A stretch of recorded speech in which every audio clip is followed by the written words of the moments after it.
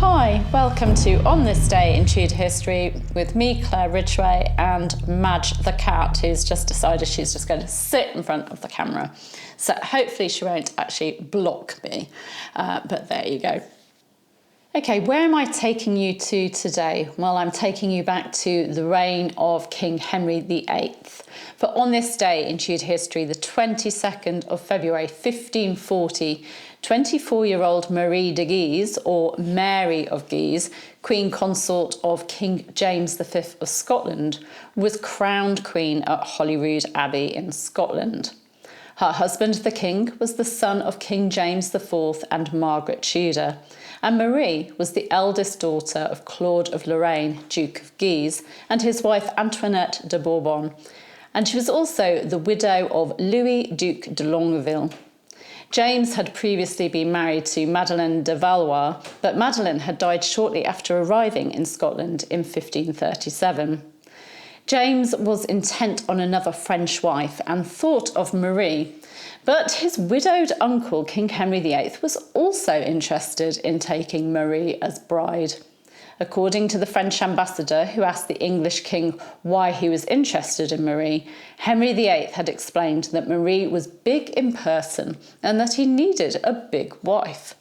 According to historian Antonia Fraser, Marie was not impressed with the idea of marriage to Henry VIII and commented, "I may be big in person, but my neck is small." She chose to marry James instead, and they were married by proxy in May 1538. And then in June 1538, following Marie's arrival in Scotland, the couple married in person in a lavish ceremony at St Andrews. 40 days of celebrations followed the wedding and included feasting, hunting and hawking, archery competitions and tournaments.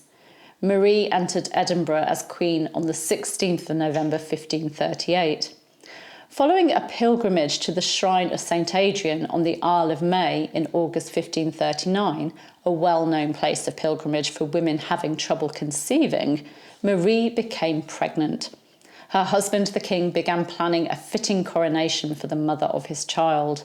A new crown of 35 ounces of gold, decorated with precious stones and pearls, was commissioned from the royal jeweller for the ceremony, and a French-style silver-gilt sceptre was made. James also ordered his own crown to be remodelled. Tiered stands were erected in Holyrood Abbey so that the spectators could see their queen, who was dressed in a purple velvet robe lined with white corded taffeta. Her husband also wore purple velvet, but lined with ermine. Marie was crowned Queen at Holyrood by Cardinal Beaton, and following the Mass, the royal couple retired to the state apartments for the coronation banquet and entertainment. Marie gave birth to a son, James, on the 22nd of May 1540, and he was followed by a brother, Robert, in April 1541. Unfortunately, both boys died shortly after Robert's birth. They were buried together at Holyrood Abbey. On the 8th of December 1542, Marie gave birth to a daughter, Mary, while King James was ill. On the 14th of December 1542, James died, leaving the throne to his 6-day-old daughter, who became Mary, Queen of Scots. Marie was not appointed regent at this time, but remained in Scotland to help her daughter. She did, however, act as regent from 1554, when her daughter was in France preparing to marry the Dauphin, and remained Queen Regent until her death on the 11th of June 1560 at Edinburgh Castle.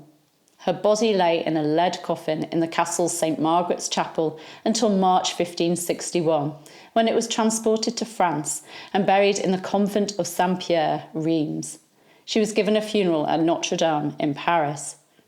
Marie's daughter, Mary, Queen of Scots, ended up being forced to abdicate the throne of Scotland in 1567 in favour of her son James, who became James VI of Scotland.